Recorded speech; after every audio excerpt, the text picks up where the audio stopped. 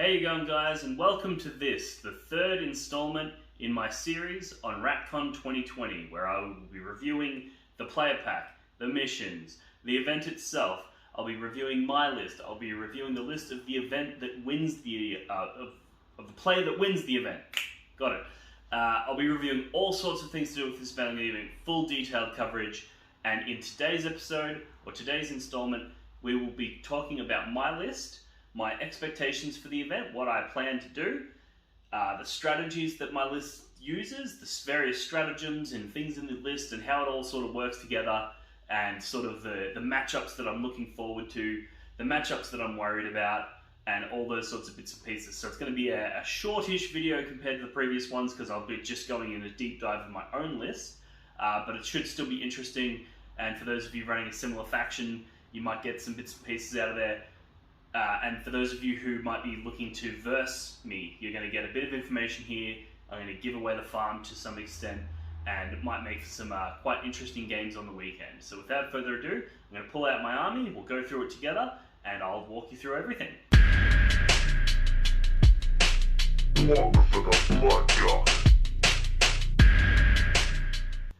Alright, let's go through the list together first, shall we? So, first you've got a Slaanesh Daemons Patrol Detachment. This has 2 Keeper of Secrets and 2 units of 10 Demonettes.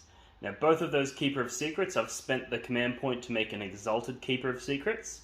One of them I give the ability for neg1 to wound from shooting attacks, and then the other one I roll 2 random abilities, hoping to get the neg1 to wound on that one as well. They're basically in there as the early shock troops or countercharge units. They're very, very hard to deal with for a lot of armies because they're shooting, they're neg1 to wound, and I can get them to a 4-up invulnerable save, and they both have their shield for 6-up feel no pain as well. So they're just they're cheap, they're only 230 odd points, and they're really hard to put down, and they're really fast, and they do a ton of damage in combat, and they also have psychic support as well. Speaking of psychic support, the psychic powers that I've taken on them are I'm trying to remember off the top of my head here, but there's the one that allows, one of them has the ability that allows it to fight as if it's the fight phase. So that only works if it's within 1 inch of an enemy model. But it essentially allows it to fight twice, because it can then fight again in the fight phase, and it can also it also gives it like a sort of like an interrupt because it fights in the psychic phase, so before anybody gets to do anything. So that's really handy if you want to like fight with it and then pile in and consolidate to tag another unit, and if they don't run away, or if you're able to pin them or something like that, you can then just go, cool, I'll fight in the psychic phase and kill you. And if you kill it, then you're free to charge and go do other stuff. So that's a really, really situational power, but it's also very, very good. So that's one power. Then one of the other powers that I have is you pick an enemy unit, and that enemy unit is -1 to hit, so that they make -1 to their hit rolls.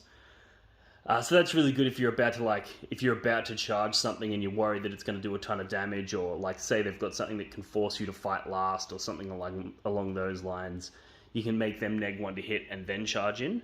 Or if there's something that you know you're not going to be able to get the charge off on it this turn and it's going to shoot you in their turn, you can make them -1 to hit and sort of mitigate some of that damage. So that's one keeper.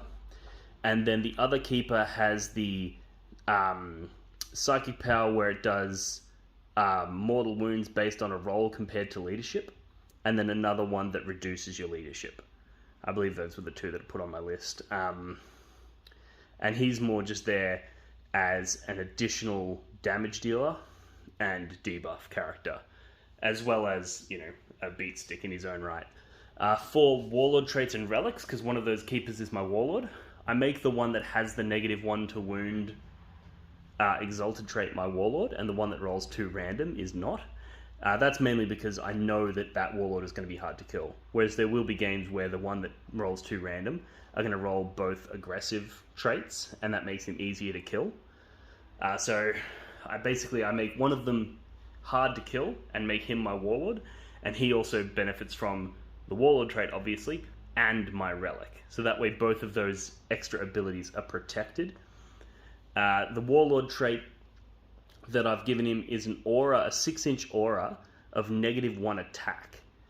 So basically, that makes him really good against things like Repentia or, you know, any other beat sticks units where there's like, they're coming at you with a ton of attacks, because he just debuffs and takes away 1 attack off every model. Which combos really well with, there's a 1 CP stratagem, which is a 3-inch aura of -1 attack. So basically, if he gets charged by a unit of Repentia, I can make them all fight with -2 attacks, which makes him really fucking hard to kill, because it means you struggle to shoot him down, because anything that's strength 6 or less, 6 or less, is wounding him on 6s in shooting. So it's really hard to shoot down. He's got a 4-up invul and a 6-up feeling of pain, so it's hard to shoot down. But then he's also really hard to kill in combat, because he's got that aura of -2 attacks.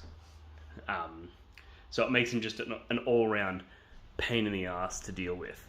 And basically, because of that, I'm able to just sort of throw him around, and he just runs around doing whatever the fuck he wants.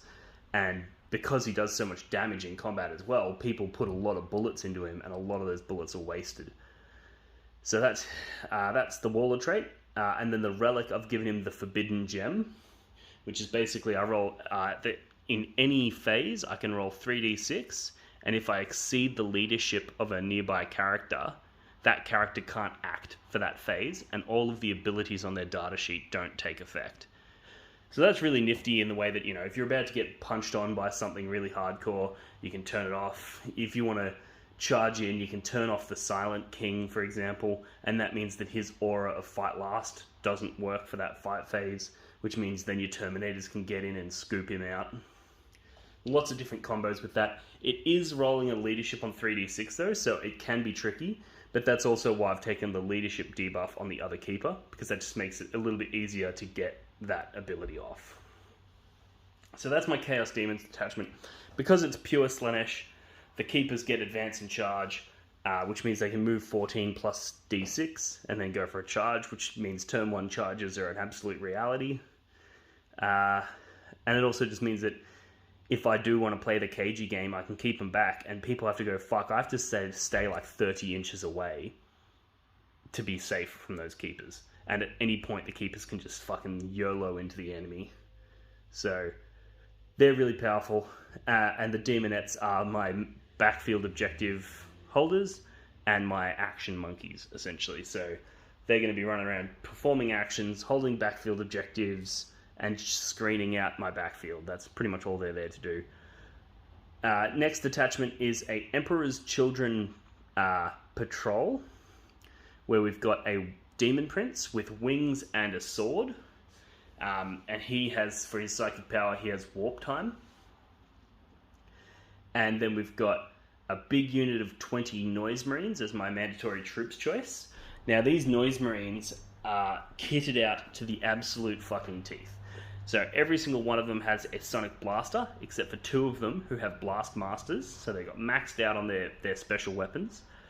And then I've also given them an Icon of Excess, which basically means Death to the False Emperor triggers on a 5+ instead of a 6+, which is really good because I also have a Sorcerer in the list. So if I cast Prescience on them, now it will trigger on a 4+, which means for every attack that these Noise Marines get, which they have 3 on the charge, they're on a 4+, they get to make another attack. So the average Noise Marine puts out 4 to 5 attacks, which is really, really good. Against Imperium, that is. But being that Space Marines and Custodes and Grey Knights and Sisters of Battle, and there's so many really powerful Imperium armies out there, that teching into beating Imperium is really good. So that's the Noise Marine unit. In addition to the upgrades that I've given them by paying points, I've also spent 2 CP pre-game, which is on the list, to give them all +1 toughness. So now that Noise Marine unit is toughness 5 with a 3-up save, which just means that if people want to drop bolters or something like that, like bulk small arms fire, they actually really struggle to get through that Noise Marine unit. Because it puts out such a horrendous amount of damage, but it's relatively soft, so people often target it first. But now that they're toughness 5, and if I can get them in cover for a 2-up save, it actually makes them really hard to dig out. And then the final part of the list is 2 identical units of Chaos Space Marine Terminators. They're obviously Emperor's Children as well. They have all got Lightning Claws. Every single guy's got a single Lightning Claw. Then each unit has 2 Reaper Autocannons, 2 Combi Bolters, and 6 Combi Melters. And then basically the idea with these guys is they drop down, they can shoot twice, so each unit can put out 12 melter gun shots and a ton of bolter and autocannon shots. So they're good at dealing with both mech and elite stuff. And also, when they charge, they go in with a ton of Lightning Claw attacks. Each one of those units also has an Icon of Excess, so they get against Imperium. If I've prescienced them on a 4-up, they get an extra attack. So they go in with 4 attacks, and they generally end up getting like 6 hits out of the 4 attacks, which is interesting. And they just bring things down. So they're really good against like Dark Angels, Terminators, Custodes, stuff like that, where those D6 damage shots, if I get 12 shots from each unit, it's really powerful. And also the Lightning Claws are really good against the Dark Angels, Terminators, because I can be like, yeah, I only wound you on 4s, so their whole permanent transhuman thing doesn't really matter. I still get my rerolls, and I get a ton of attacks that are neg-2, which is really good for killing through those Terminators. So I think I'm a pretty decent matchup against the Dark Angels based on the Terminators. In addition, the Noise Marines, there's a few strats that they have that are worth going over as well. They've got, obviously you've got your standard Veterans of the Long War for +1 to wound, which is really useful on them and the Terminators. They also have one that's a single CP, which turns their Sonic Blasters from 3 shots at strength 4, 1 damage, to 3 shots at strength 5, 2 damage. So basically when you do that, it makes them really good at dispatching Marines, because those 2 damage shots just wreck face.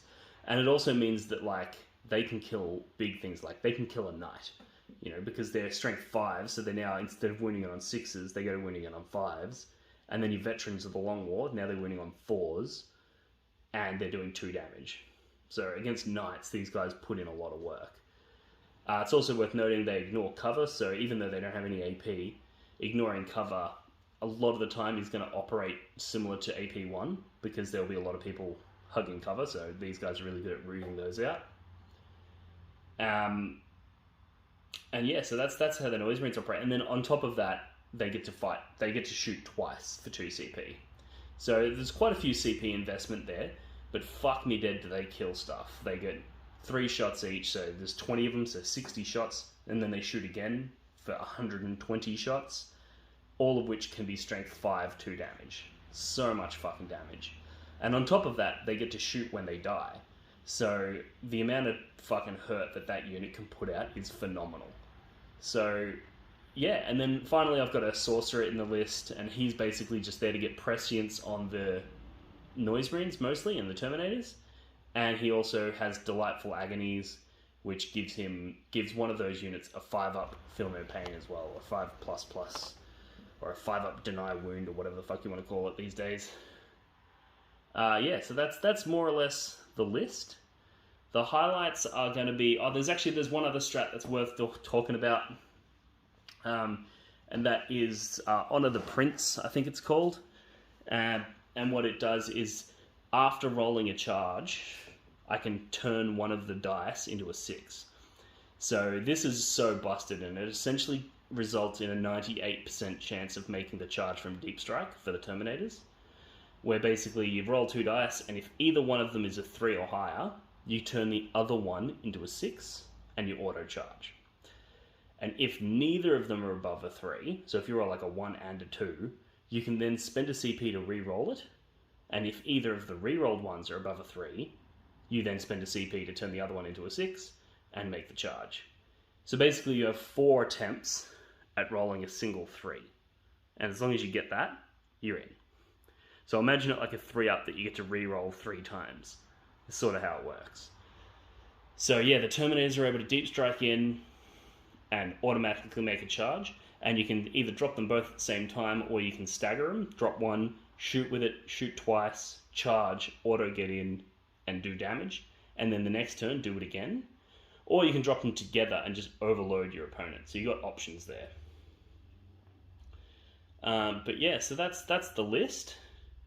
Now I'll run through some of the I guess I'll run through some of the pairings that I'm expecting. So there's tons of Eldar out there at the moment. Dark Eldar, Harlequins, those sorts of things.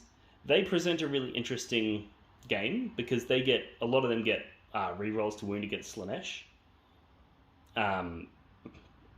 And they also have pretty good damage profiles for killing my stuff, particularly the new Dark Eldar. But conversely, I also have really good damage profiles for dealing with them. The Noise Marines pick up so many fucking Eldar, it's insane. And as do the Terminators. So it's a very deadly game, the Eldar matchup, regardless of what flavor of Eldar they are. It all sort of comes out roughly the same. Not to mention that because I'm all Slaanesh, I have army-wide always fights first, which means if they try to combat me, I essentially get free CP interrupts across the board, which is really powerful as well. So that's always interesting. So that's the Eldar matchup. Then we've got Sisters of Battle. Generally a pretty good one as well, just because my damage profiles are so good at killing them, and they're Imperium, which means that I get all my exploding fours and stuff. Like 1 or 2 Terminators can just go in and shred a unit. And if anything makes themselves visible to the Noise Marine unit, it's fucking dead. So it's an interesting matchup. Same goes, like, if they try to tag me with combat, because I get the free army-wide interrupts, I can just keep jumping in and winning the fight as well. Grey Knights is another one where the ace up my sleeve in that matchup are the Keeper of Secrets, because every time they kill one for 2 CP, I can just bring it back. So instead of funneling the CP through the Noise Marines and the Terminators, I funnel it through the Keepers and just keep bringing them back. Dark Angels are another one where I'm pretty confident because they're Imperium and my Terminators do a lot of heavy lifting there. So that's an interesting one. Necrons, if they're doing the Necron Warrior spam, I'm not too worried because I've put out 120 shots with those Noise Marines. That puts down a lot of Terminators, a lot of Necrons, sorry. And if they're doing this Catan builds, provided I can draw a line of sight on them, I actually do a lot of work here as well, because I can hurt them in the shooting phase, then in the psychic phase, and then in the combat phase. And if they charge me and I overwatch them, I can do damage to them in the overwatch, like the charge phase and the fight phase. So I have the ability to hurt the Catan across multiple phases, which makes me really good at killing them. However, the Catan are also really good at killing me because they get through all of my invulnerable saves and my feel no pains and all of that sort of stuff. So, and my armor saves. So they're like the Nightbringer, for example, he wrecks my fucking face. So the Necron matchup is very interesting. It can go either way. And I think that one sort of comes down to the terrain and who uses the terrain better. If it's heavy table and they have lots of places to hide, they can make it really hard for me to get my keepers in. They can hide from all my shooting and they can make it a real hard time for me. Whereas if it's more open table, then they're in for a rough game. I don't really know what else is really out there in the meta. That's sort of the local meta. That's what I'm sort of expecting. Things like Knights, I just absolutely ruffle stomp into the ground. Like a guard artillery army might be a little tricky, but like I've got the Terminators with the melter guns, things like that should be pretty good at popping that. Yeah, I'm relatively confident. You'll notice with the close-ups that will be up on the screen throughout this video that the army's not painted exceptionally well.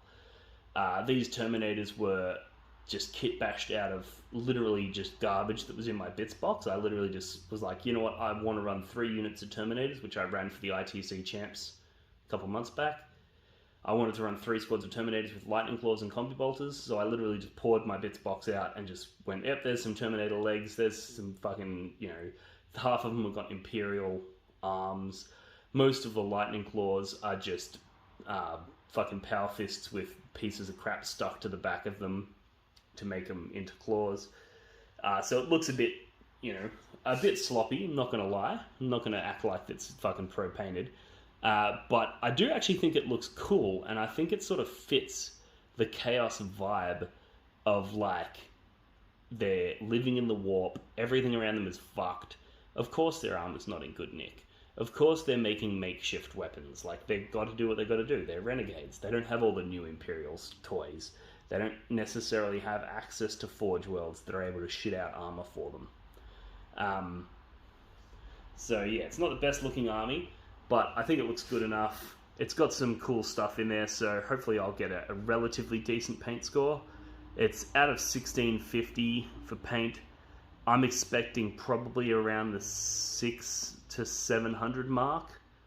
I'll be pretty disappointed if I get less than that, because I have got, like, being a tick box system, I have got conversions in there, because every Terminator is technically a conversion.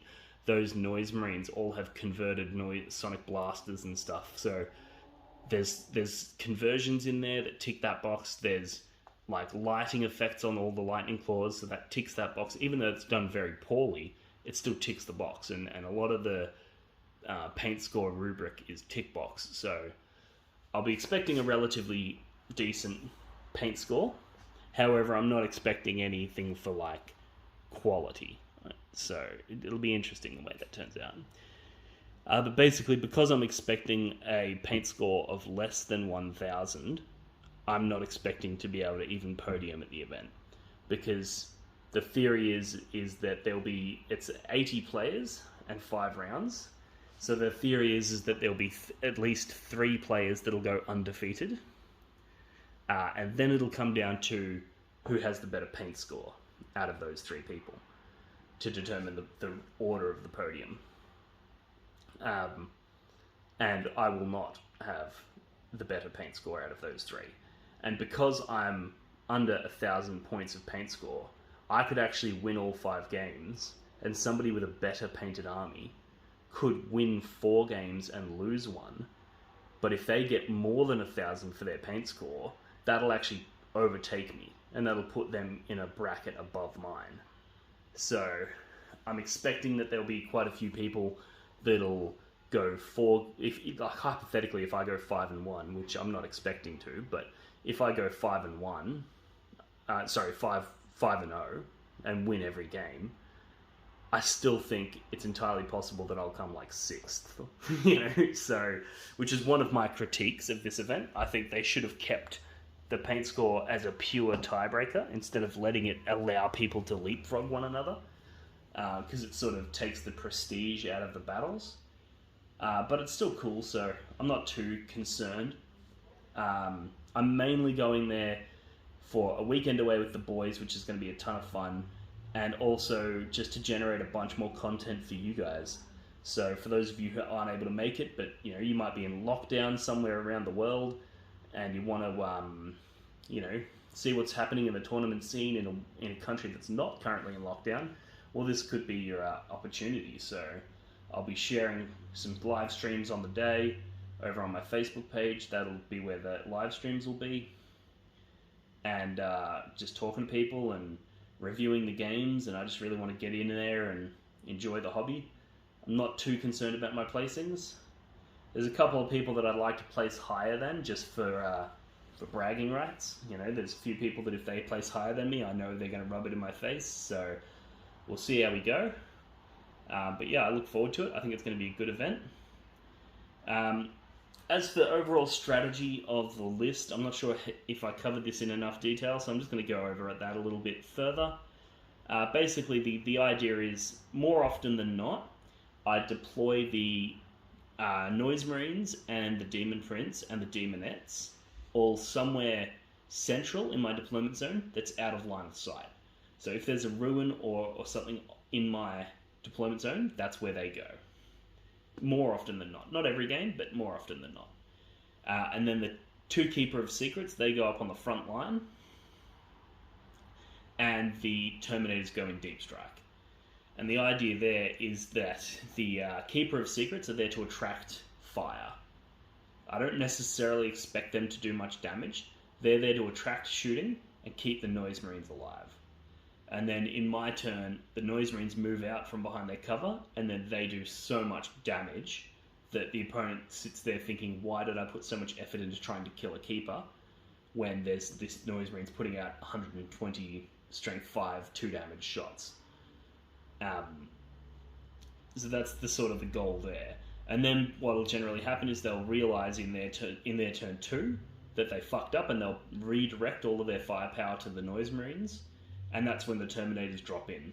And because they've now had to change their plan partway through, it's thrown them off, and they're more likely to make mistakes and leave openings where the Terminators can drop in and do their damage. So that's sort of the general plan, which I then adapt accordingly. So some armies, like for example, if I'm playing against, I played a game against a Nurgle Demons list where he literally had no shooting. So I was like, okay, well the Terminators can deploy on the table then, and then I just walked across and the Noise Marines deployed on the front line, and then I just walked across the table at him and just laid down bullets the whole time. So sometimes you'll do that. Other times you might deploy the Noise Marines somewhere front and center. There's tons of options. There's also, for 1 CP, I can redeploy an Emperor's Children unit, and it specifically states that you can use that to put things back into into reserves. So sometimes I'll try to psych my opponent out by deploying a Terminator unit on one flank right at the front, and then if they have fast combat, they might try and deploy over there so that they can get a turn 1 charge. And then at the start of the game, I'll redeploy those Terminators into Deep Strike, and now I've got their fast combat unit all the way over in the corner of the table, and the rest of my army's either central or on the opposite side, which gives me a huge advantage. So that's if I want to use it defensively, the redeploy defensively. And if I want to use the redeploy aggressively, sometimes what I'll do is I'll deploy the Noise Marines back behind a ruin somewhere on my backfield. I'll tell my opponent the range, and my opponent will go, okay, cool, so they'll try and deploy outside of my range. And then at the start of the game, I redeploy forward, and then if I get the first turn, I can then move forward, warp time even further forward, and shoot them no matter where they are. So there's a few different strategies you can use with deployment, whether it be putting the Terminators in Deep Strike, deploying them on the line, and then using a CP to put them back into Deep Strike. There's lots of stuff you can do there. The Keepers can play defensively. If I'm playing up against something like a Blood Angels army or something really savage, I might deploy them at the back so that in their first turn they're going to move forward, and then I'm going to be able to spring a charge on them. Whereas if I deploy on the line, they're going to charge me turn 1. So yeah, and because the Keepers are so fast, it's pretty easy to just go, okay, what's your maximum threat range? I'll just say just outside of it, but now you're in mine. So they need to either now move forward and not make the charge, or move back so that they are out of my threat range. And then I can just rinse and repeat and just keep putting myself right on the edge and daring them to either run away or move into my kill zone. So yeah, that more or less sums up my list, my strategies, what I'm expecting out of the event, which is, optimistically, it's an 80-player event. I would love to top 10. I don't think I will, just given that I'll probably lose a game, maybe even 2, because I'm a potato. So if I lose 1 game and also get a trashy paint score, that'll probably put me in the top 20. Top 30 is probably fine. I wouldn't want to be any lower than that, though. Yeah, if I'm any lower than the top 30, I'll be disappointed. So this will be the last video before the event, because we drive up tomorrow night. I might do some kind of, brief live stream at our accommodation and just get all the people who are staying with me to just tell me about their lists and what their expectations are. If that's something you'd be interested in, comment below. Because I'm staying with a group of mates. There's also one of the houses that some of our mates are staying at has 9 people staying in the one house. So I might head over there and get some content with those boys. Either way, let me know. And I will be bringing this display board down, even though it's only worth 5 points in the paint rubric. I will be bringing it down just because it's cool, and I didn't make it so that it could sit in the garage and collect dust. I made it so that it could inspire people, and people can look at it and be like, wow, that's cool. I originally painted it gold to go with my Khorne army, but I think it actually looks really good with the Emperor's Children as well. And yeah, so that's this list, that's the event. I will hit you guys with the next piece of content, probably not tomorrow night, the night after. And yeah, put some comments below, let me know what you guys think of the list, let me know what you think of the strategies, and let me know if there's any particular content you want to see over the weekend, if there's any particular people that you want to see, you want to interview, any particular lists you want me to check in on. I'll post a link to the Down Under Pairings event page where you can view all the lists that are coming to the event. And yeah, do us a like and subscribe, smash that fucking like button, and I'll catch you guys in the next video. Alright, ta-das, see ya. One for the blood god.